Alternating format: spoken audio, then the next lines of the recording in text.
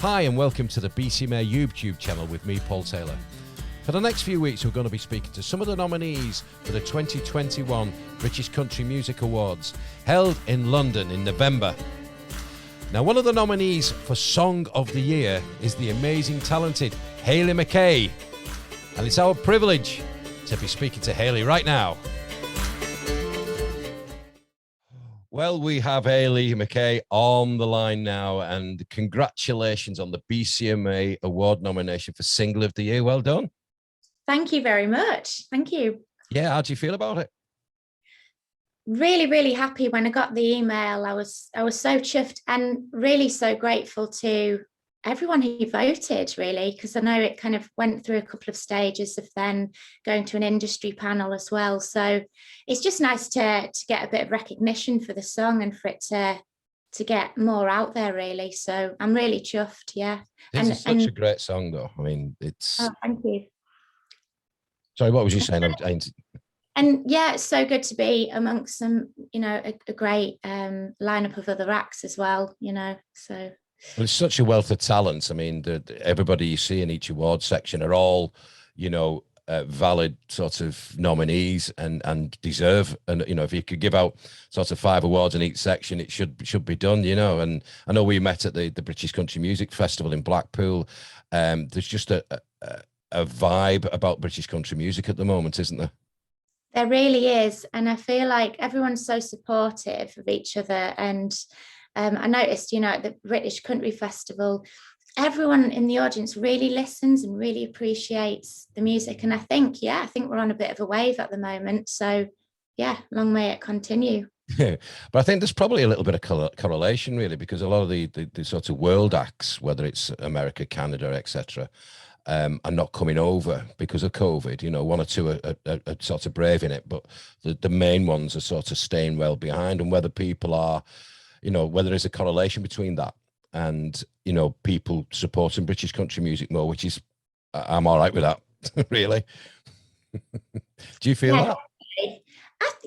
I think I didn't really think about that, but that could have quite a bit to do with it as well. And it's just great to support local talent. I think it's fantastic. And it is a little bit of a different sound over here as well,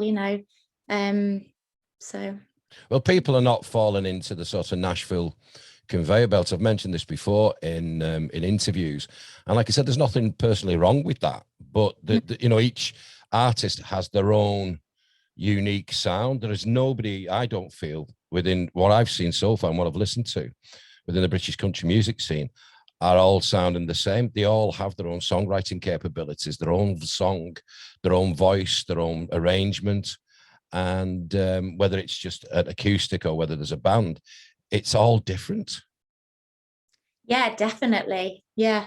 I mean, my influences, I've gone, from Northern Soul to 80s to all types of things, and it's sort of merged over the years. And I mean, I did go out to Nashville years ago and got a bit of inspiration out there, but you do sort of pull different influences together, and you create, over the years, you evolve more, don't you, and create your own style.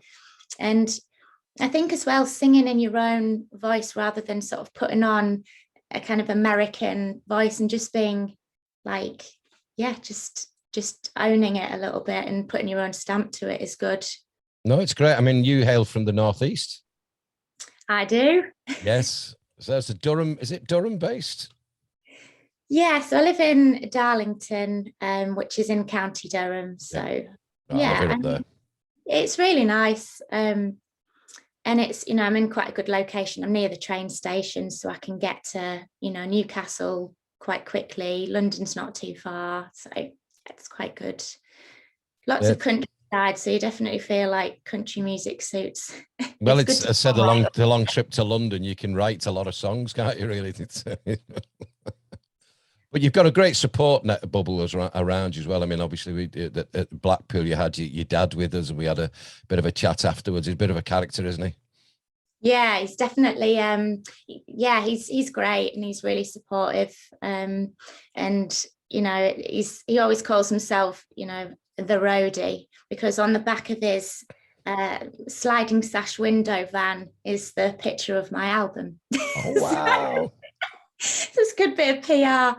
But yeah, I'm really lucky. I've got a supportive family, and I think that definitely helps, because it is a tough industry, and I think that's really lovely to have that support. I can just imagine him being in the queue for petrol, which everybody does now, and him getting out the car and going, "That's my daughter." Honestly, the amount of like text messages from old friends that I went to, like school friends who I haven't heard from in years and things. Hayley, I've just seen your face on the back of the van on my way to the Lake District or something. I'm like, yeah, that's me. Oh my days. I mean, if my parents ever did that with me, it'd be frightening kids, keep away. But yeah, I mean, just briefly, I mean, how did it all start for you? What was the sort of inspiration to start singing? Well, I started out with musical theatre. We lived down in London, sort of when I was growing up, and I went to like a theatre school every weekend. And through that, I got the opportunity to perform at Her Majesty's Theatre in the West End, playing a young Marilyn Monroe. Wow. Yeah, kind of like, I was about 9 years old when I first, properly performed. But I always sort of sang since apparently I used to sing in my cot, my mum says. But yeah, I used to write a lot of stories growing up, and would turn them into songs. So yeah, I went down the musical theatre path and even did some operas and all types of things. And then as the years went on, I kind of went down the more original music route. I got a guitar off my uncle and granddad, and I went on to do quite a few festivals and support some big acts like Tom Jones and Martha Reeves. Wow, that's not unusual, is it? It's not unusual, no. Good one. Never heard that one before, but yeah, it sort of just grew from there, really. I mean, when I went out to Nashville, that was a great opportunity because I got spotted on YouTube and invited out there. Yeah. And while I was out there, I wrote with some fantastic writers and did some performances. And I just, you pick things up, and I love to collaborate and I love to songwrite with other people as well. So I think that's really helped. But yeah, I won a national talent competition when I left college. And with the money that I won £5,000, which is great. And with that money, I decided to put it towards studying music at BIM in Brighton. So I studied there for a year, and then I went to London to do a course at Access to Music. And it was like an artist development course. And in my class was Jess Glynn, and Ed Sheeran did go there, but I think he was a year or two above. I never got to meet him, but I did see his work and his portfolio, and everything was orange. So he was already thinking about branding and things. Yeah. Yeah, and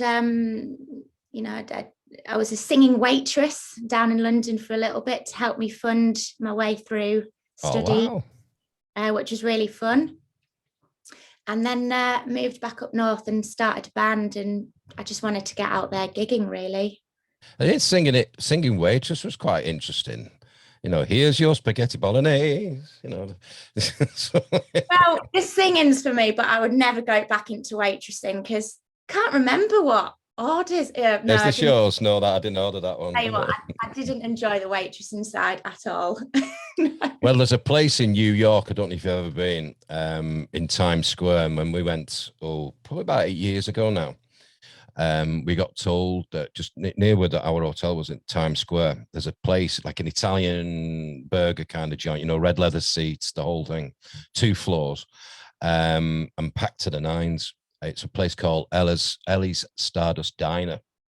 And they've even told me American friends have said, you've got to go there. And they've gone, oh my God. I mean, I don't know because of the pandemic what the situation is now, but certainly then you queued up for quite a bit, really. And if you were lucky to get in, and say you spaghetti and burgers and things.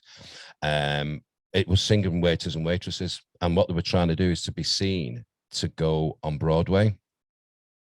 And the song, the voices were phenomenal. I mean, they had like a walkway between the two back ends of seats that went through the middle of the place, and you can imagine it being like a walkway. So they're singing Nessun Dorma, where they're having your meatballs, meatball bar and marinara, and they're going Nessun Dorma, and it's like, and then obviously a girl at the top started singing "Let It Go, Let It Go," spaghetti all over your shirt, going what the hell.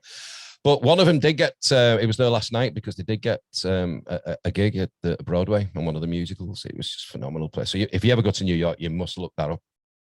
I would love to go to New York. It's definitely on my list.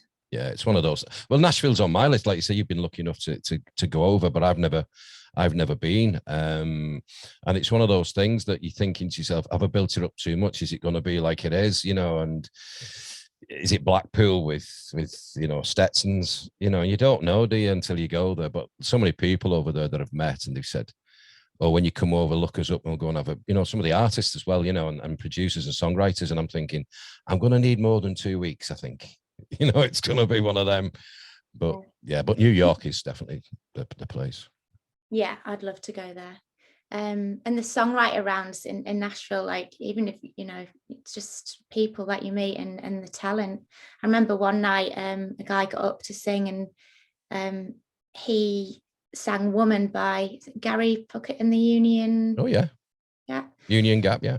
Yeah, and he wrote the song Woman, and he just said at the end of the performance, well, I wrote that, and I was like, a minute. So everyone's just, I found that everyone was really friendly while I was out there, so that helps, doesn't it? It does. It's amazing now you find out about writers. I mean, and since doing the radio interviews and things like that, I've found so many people, songwriters, and by accident some of the time. I mean, one particular guy, great friend of mine now, last year just sent an email with about 5 songs. He said, we're friends on Facebook. I know you've got a radio show. Can you play these? Because we never listen to them over here. It's always what's in the charts kind of thing. And I says, great. I said, what's the significance?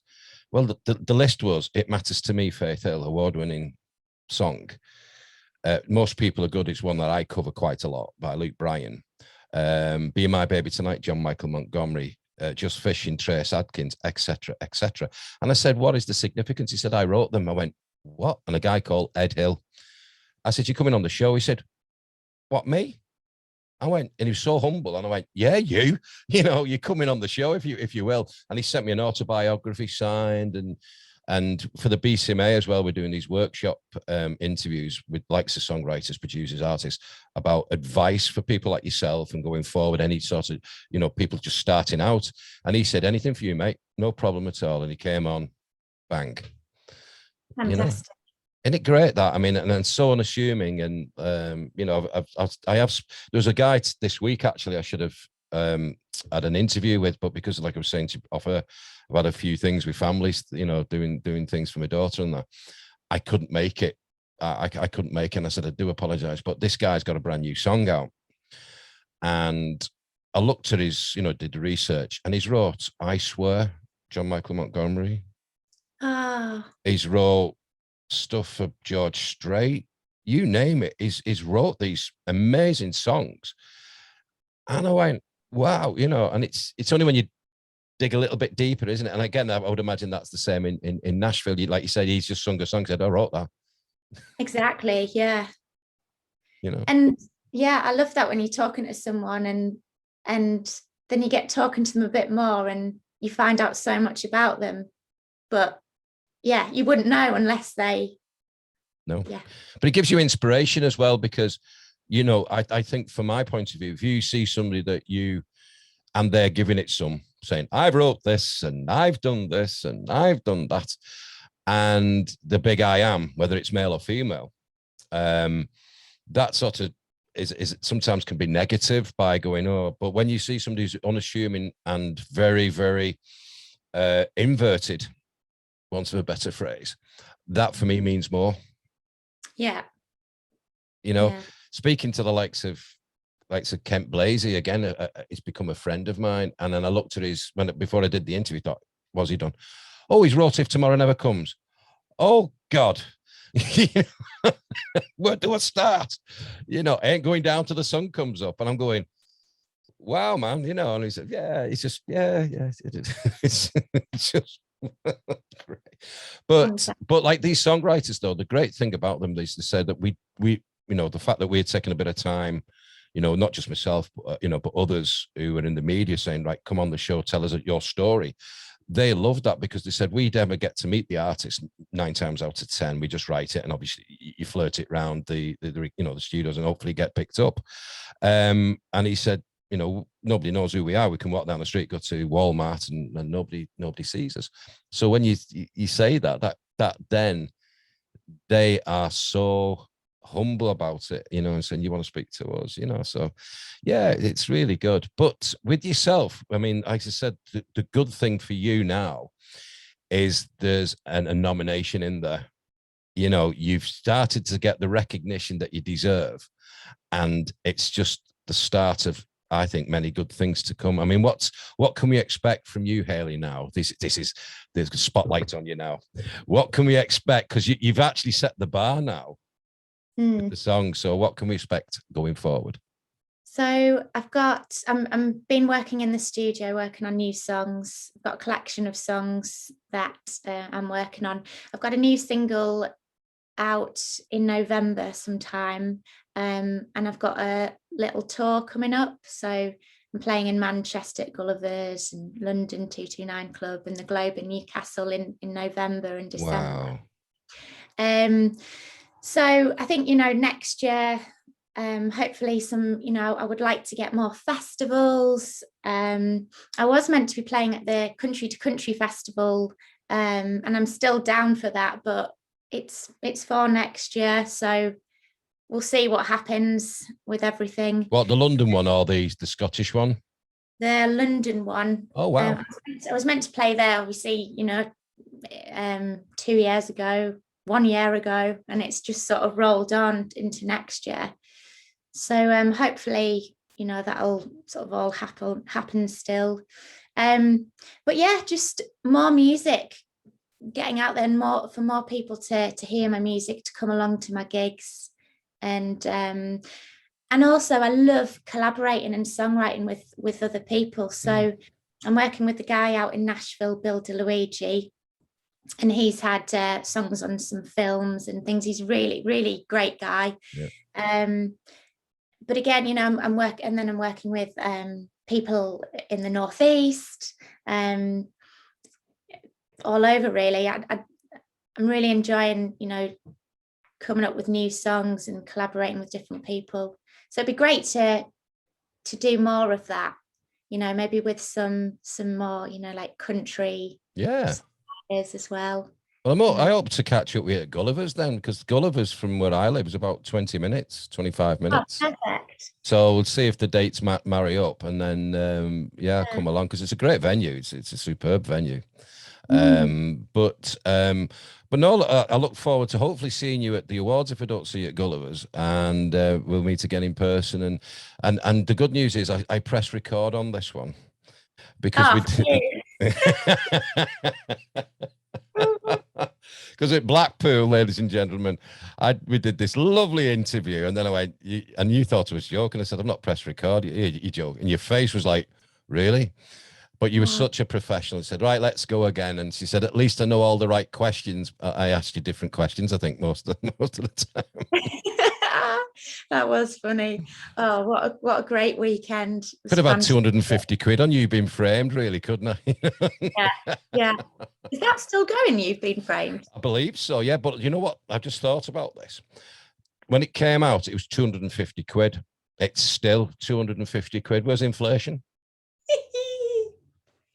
But it's been great catching up with you, Hayley. Good luck with everything, and like I said, good luck on the awards. Like I've said to everybody, I'll always say you should win this category. But I do feel it. Like I said, it's a great song. We've been playing it like mad here on my radio syndicate shows, and I wish you all the very, very best. Oh, thank you so much. Thank you. You take care. Cheers, Paul. Bye.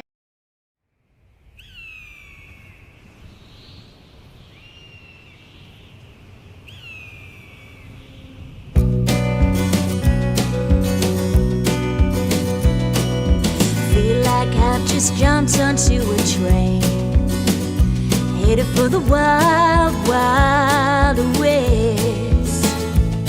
I'm an outlaw for trying, but someone's gotta keep fighting. Sometimes I just break down and cry, but I gotta keep on moving. Don't doubt myself anymore, it's not good for my health. Oh, cowboys are everywhere, some are good and some are bad. Who's gonna guard my heart when it all falls apart? The train is pulling into a dusty town. I can't see ahead of me or what's around, but this place feels familiar, like a worn-out face I remember. Am I losing my grip? Am I getting cold feet? Do I run away again on repeat? Oh, I'm tired of the fighting, there's no denying fate.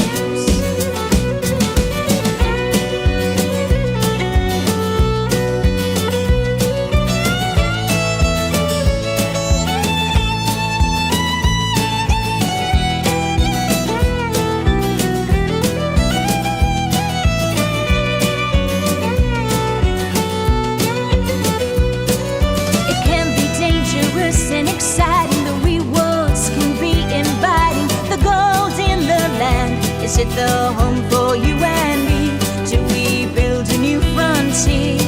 I catch my breath from the northern wind and I wonder, are you gonna be the cowboy, the creator of my dreams? Oh, cowboys are everywhere, some are good and some are bad.